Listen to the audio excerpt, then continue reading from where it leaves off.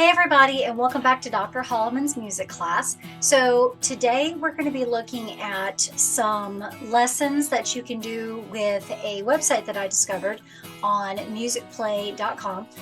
Great website. You can get a subscription to it, do all kinds of cool stuff. But I found a couple of free aspects that you can do. The links for this one that I'm going to show you, and then one that I do in another video, can be found on the resources. So if you look above where you found the link on my website, lmhmusicteacher.wixsite.com/mysite.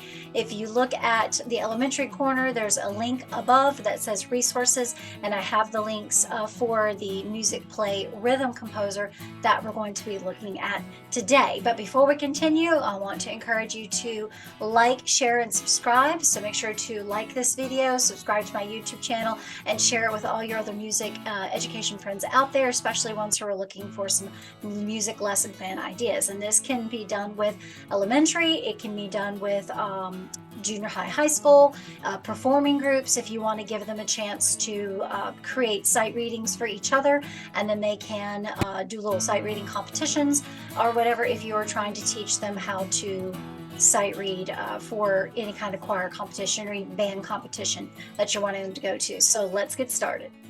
Okay, so this is the website that I was talking about. And if you can't find the resource link where I put the link for this particular page, you can pause the video and see if you can jot down the link that you see over there above me in this area up here.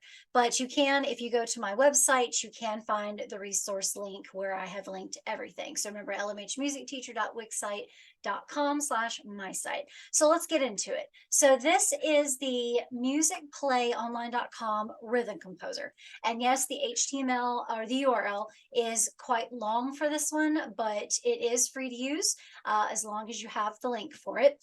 And I use this with my lower elementary mostly when we are learning how to compose. By the time my students get into fourth grade, we are past, we still compose rhythms, but we are past using this as far as my particular needs for it. You can see that it does have some upper level rhythms for them to do. So, but let's start out looking at the basic one. So if you're anything like me, you want to start the kids with just your simple, and I use cold eye. So we use TT, ta, and sh for your three basics, eighth, pair of eighth notes, quarter note, and quarter rest. That are written in this way. You can see at the bottom of the screen how they're written out without the note heads on them. When you go into it, you'll see that little message that lets you know kind of how to operate this. You can set this to be done in 2/4 meter or 4/4 meter. I know that anybody who uses Music Ace Maestro will notice that the meter or the time signature is written out pretty much the same way, with the number of beats on top and then the quarter note upside down underneath, as opposed to doing 4/4. In my experience, when kids are starting out learning how to compose rhythms, they understand a little easier that, the top number tells you how many beats to the measure, and the bottom number tells you how long that beat is going to last. So them seeing a quarter note lets them know that the quarter note is the beat. So like I said, you can set it for either 2/4, 4/4. And then what we'll do is we'll go around the room. Once my kids understand what these symbols are, we'll go around the room and they'll, who wants to pick what goes into beat one, that kind of thing. So once I show them basically how it works, I have a sheet printed off that they use. It's a set of boxes that I created on a Word document. It's a set of boxes, 16 boxes, and I have the boxes numbered. So basically, I just created a table.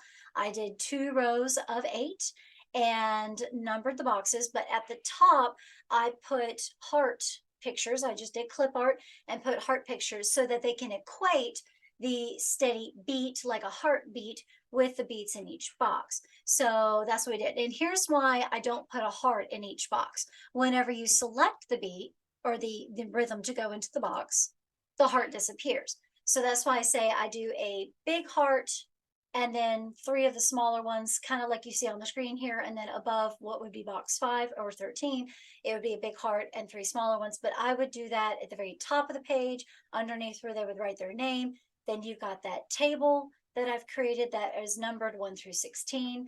And then I would always have another 1 through 16 at the bottom so that we can have an opportunity to do more composition things. Once you have the rhythm written in, I'm just going to randomly select things here.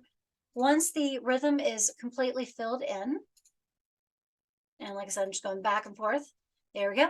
Then you can undo to obviously get rid of that if you want to. You can't go into the box and just erase one particular box. Unfortunately, if you make a mistake all the way in beat 3, you've got to undo it all and go back. And then you can have the kids listen to the rhythm. You can play clap, claves, djembe, triangle, piano, or xylophone.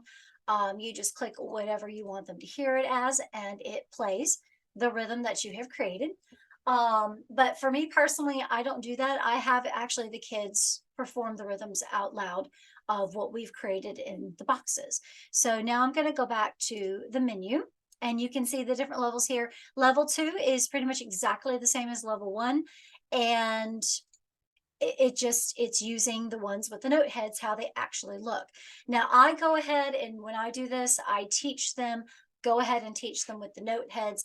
That way, when we're learning half notes, as we call them, twos, because I move pretty quickly into half notes, I find that my kids at least pick up on the basic quarter note, eighth note, rest, quarter rest pattern pretty fast. So we're able to move into half notes pretty quick after that. So this is, I always start with just level 2. We don't ever do without the note heads, but if you're the kind that wants to start them without the note heads, that option is 100% available to you. So you can see here, same concept. You've got 2, 4, or 4, 4 that you can do. And what I like to do is when I create my boxes, I don't darken the lines. Say you're doing 2, 4, notice how every 2 beats the line has been darkened to indicate a bar line. So, and we work, via the 4 beats. So I don't ever darken those lines for them. The way I teach them about bar lines before they even get into creating their own, rhythms by themselves without direct instruction from me, they're working individually or in small groups, is that, and that's another thing that's great about this program, this website here, is I point out, did y'all notice that every 4 beats there is a darkened line? Make sure that every 4 beats that we create, that you also darken your line. And then of course I'll walk around the room and check their papers to make sure that they're darkening the line, because I do have some students who'll darken between the 3rd and the 4th beat instead of the 4th and the 5th beat. So you just got to make sure. And even at the end of the line, I'll explain to them, no, we don't have any more boxes to fill in after beat 8 and 16, but you still need to darken the line because, like we said, every 4 beats, you've got to put your bar line. And I go ahead and use that word bar line. It's pretty easy for them to understand, even in the 1st grade level. So, and of course, we don't start right at the gate in 1st grade composing rhythms. We learn steady beat. I don't have them in pre-K and kindergarten, so I have to give that background of steady beat and what these rhythms look like, how they're constructed. And the way I kind of start out is we set out 4 chairs. Each chair represents a beat, and I'll have the students take turns sitting in the chair and ask them how many people are in the chair for beat 1. They'll say 1 person. Okay, we call that a ta. Then I'll go to the smartboard and draw a ta on the screen to show them what it looks like. And then I'll have a chair that has nobody in it and ask them, do we take this beat away and just ignore it because there's nobody there? And they'll say, no, we don't. We just don't say anything. If there's nobody in the chair, then we make no sound. And then I'll show them the fancy, what would I call the fancy one, which is the one you see at the bottom of the screen, the regular quarter rest. And then I'll also to the next and to the side of it and say, if this is too hard for you to draw right now, you can do a capital Z. For us, it means the same thing. So that gives them an option if their skills aren't as good. But it's always fun watching them try to draw that quarter rest, and they get it pretty close and they get super excited in 1st grade about it. And then I'll have two students sit in a chair together. I did, of course, didn't do this during the COVID times, but now we're kind of, better about that. I can have 2 students sitting in a chair, and I always did this before COVID too. They would sit in a chair, and I said, how many people do we see in the chair? Each one of them represents half of the beat. So we call this one T, this one's T, and together they make TT. So that's just kind of my prelim leading up into this. I show them how I draw it. Then we put rhythms on the screen and they learn how to say it themselves. And that all over amount of time leads us into composing these rhythms. Once they get the hang of quarter note pair of eighth notes and quarter rest, we move into, of course, level 3. And what I love about this is you don't have to necessarily, with level 3, go ahead and do the whole note or even the half rest and whole rest. You can just say, we're just going to work with these particular ones and work up into the rest of them. But here's another great thing about this program, to teach them how the half note or even the whole note takes over a certain amount of beats. When you put the half note up, notice that it erases the heart in box or beat number 2. And when I put it up, see, I'll have somebody, they'll pick the half note.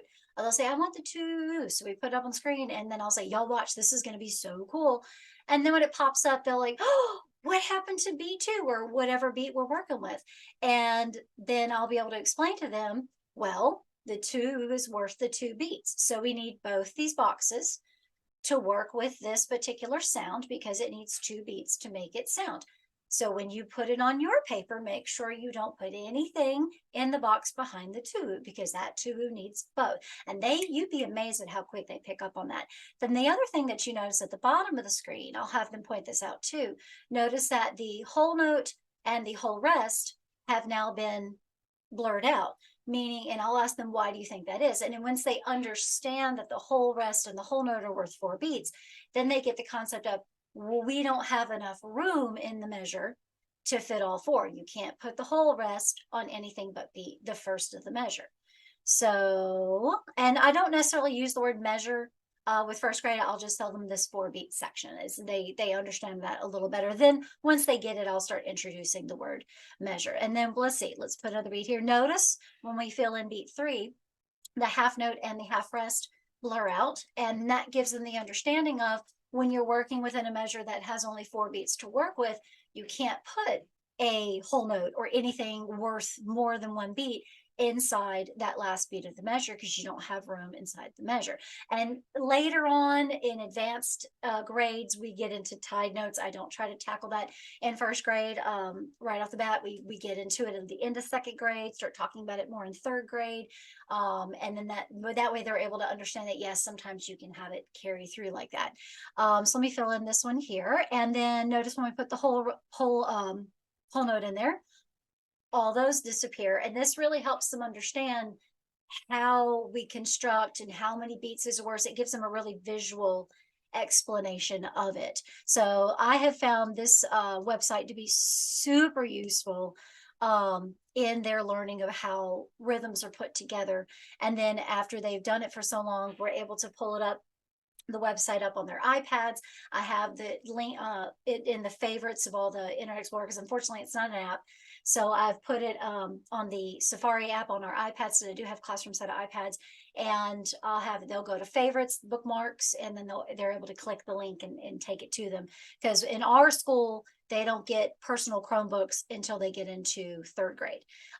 So first and second, when we're doing this activity, when I have them do it individual or with a team, they're having to use the iPad. So it's a little more complicated to do it that way. And then of course you see level 4, you're adding the 3, what I call the 3 or the dotted half note.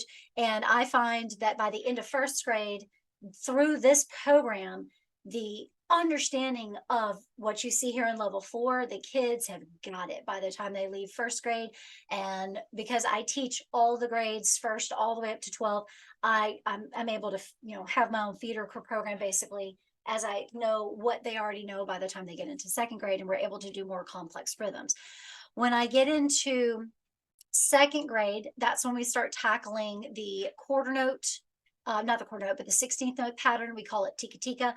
And then what I call how I explain it is, we mush together TT and tika tika to create the twins, tika T and T tika. And then we're able to start understanding those by the time they get toward the end of second grade. By the time they're getting into third grade, even at the end of second grade, they're starting to understand that sometimes you'll have 3 beats to the measure, just like sometimes you'll have 2, sometimes you'll have 4. And then syncopated rhythms, this is where it gets more on the complicated side.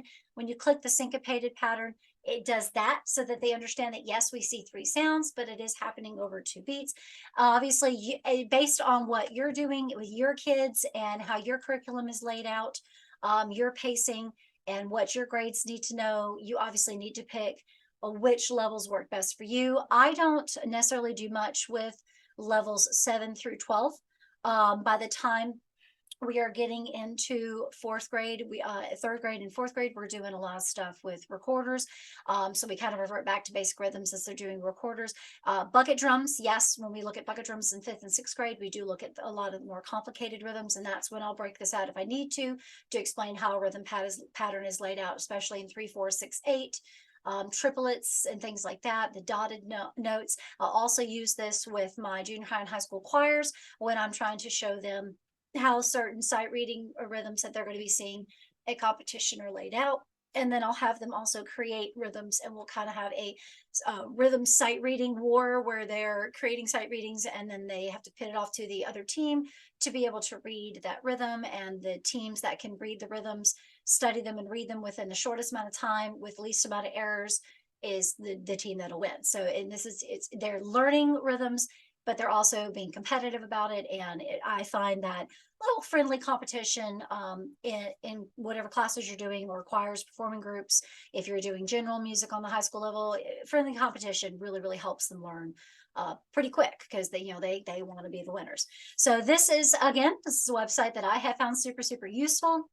If you are interested in getting a copy of the page that I created using the tables, if you don't want to worry about creating that on your own, then you can totally contact me. You can either contact me via my website, lmhmusicteacher.wixsite.com/mysite. You can see the link here at the bottom of the screen, or you can contact me via YouTube. Make sure you subscribe, and then you send me a comment at the bottom asking me if we can, you can get a copy of the form that I created. So I hope you found this super, super helpful. I'm trying to leave this up on the screen so you can jot down that URL if you want to real quick. Again, it is kind of long.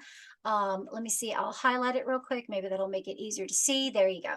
Hopefully that makes it easier to see. And if I don't give you enough time to jot this down, just make sure to hit pause and on the video to give yourself time to jot down the website. I have found, I've gone to musicplay.com to get to the website, because there was another one.